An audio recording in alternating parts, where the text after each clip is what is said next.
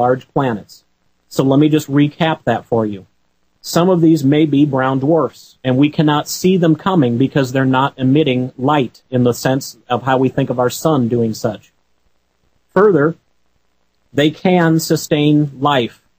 And your humble host, if he had another 3 hours here available, could walk you through each of those steps to get to the point of how they are. But instead, I'm just going to quickly recite some of these articles and where you can find them and the dates that they were posted so that you can start this thread of research on your own if you would like. I've already read to you this May 18th article, Free-Floating Planets May Be More Common Than Stars. That came from nasa.gov.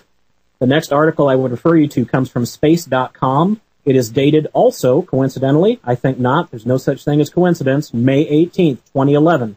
Again, space.com. The title of the article, Lonely Rogue Worlds Surprisingly Outnumber Planets with Suns.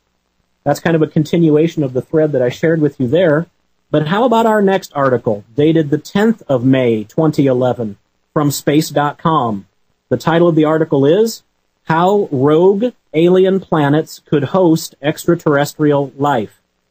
If I explain this very quickly to you folks, what you were taught in high school is that the Earth is lucky, that we're in the Goldilocks zone, we're in the sweet spot in our solar system, that if the Earth were any closer to the sun, we'd be too hot, our atmosphere would be blown away, the water would evaporate, we couldn't sustain life. You were also taught that if the Earth were farther away than we are from the sun, that we would be too cold, we wouldn't get enough radiation, and hence we still could not sustain life. Folks, it has nothing to do with the distance from the sun. The fact of the matter is that it is entirely based upon the following components. Number one, the electromagnetosphere that surrounds a planet. Number two, the layers of atmosphere and the constituent gases and pressurization of each of those layers of atmosphere, because that's what retains the heat. And number three, each planet generates heat from within, from internal sources. And so, take our own Earth for an example. Our Earth could be twice as far away from our sun.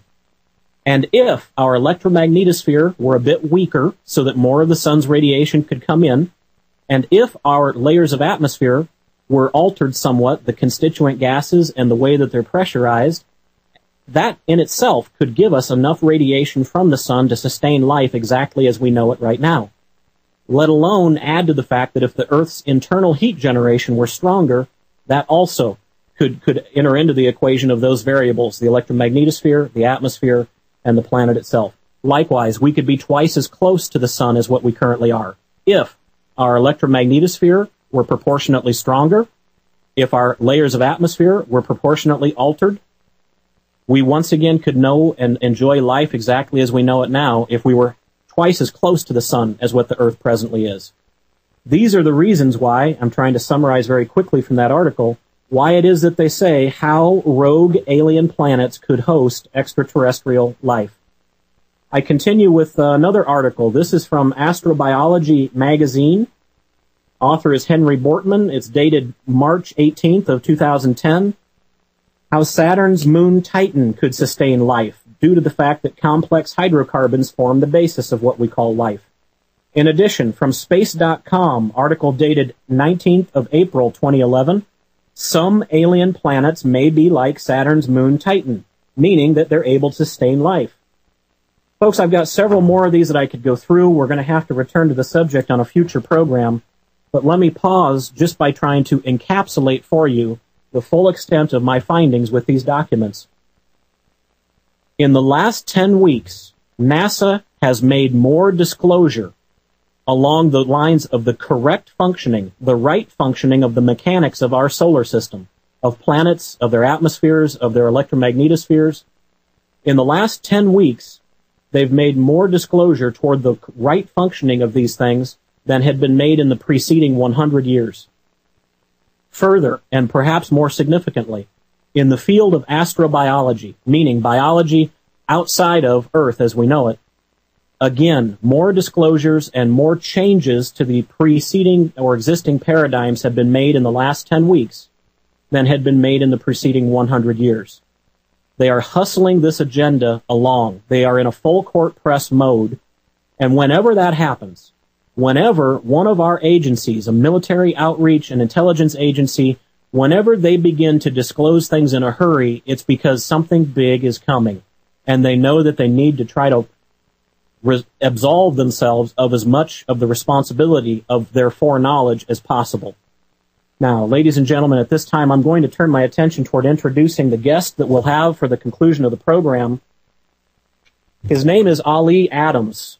After graduating with a master's in software engineering from Bournemouth University in England, Ali Adams worked as a software engineer with Raycal Recorders, all the way up to a consultant with the world's #1 object database vendor, Versant Incorporated. Physics is Ali's pet subject since his electrical engineering days in Iraq, which saw him graduate with a first degree and thus was awarded a full 5-year scholarship to study in the United Kingdom for his master's and doctorate degrees. Kind of skipping ahead here a bit, Mr. Adams has done extensive work in what we call cryptography. Cryptography, if you think about it from its military or intelligence contexts, cryptography is encoding and then decrypting information that you want to transmit privately or secretly. In cryptography, we are surrounded by it all day, every day in our lives as Americans, everyday lives. If you use the ATM machine, you're experiencing cryptography. If you get on the internet, if you make any transactions or purchases or go anywhere secure, you're experiencing cryptography. Mr. Adams has made an extensive study of the use of prime numbers as an essential component to real, secure cryptography, and he has also made findings, discoveries about messages that have been encrypted into the text of the Islamic holy book, the Quran, using prime numbers.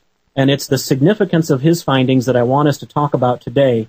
But I also need to set the stage by letting you know, yes, we'll be talking about Comet Elenin, and in our future program, I'll return and share with you so much more and terribly, terribly important information about Comet Elenin and other objects that are on their way into our own neighborhood. But in the context of today's conversation, we're going to talk first about his findings and how you might be able to find more information about this as well. Some of you may have heard of or read the Bible Code, a study made of a book written by Michael Drosnin and a study made of the 5 books of the Torah, of the first 5 books of the Old Testament known as the Torah, and some of the what's believed to be encoded messages there. Now that thinking will get you on the right track, but please understand that the work of Mr. Adams is actually quite different from that because it's based upon prime numbers. It's based upon the exact same methodology of cryptography that has been used by military and intelligence communities for years now to encrypt the most important of information. At this time, I'd like to welcome to the program Mr. Ali Adams. Mr. Adams, hello to you, and how are you, sir? Thank you very much, Anton. Thank you for having me on the show. It's a pleasure to have you with us, sir, and I'd like to get started by really kind of jumping to the main point or the ultimate conclusion of your research, and then with our available time, I'd like to work our way backwards and talk more about the methodology involved, the prime numbers and et cetera.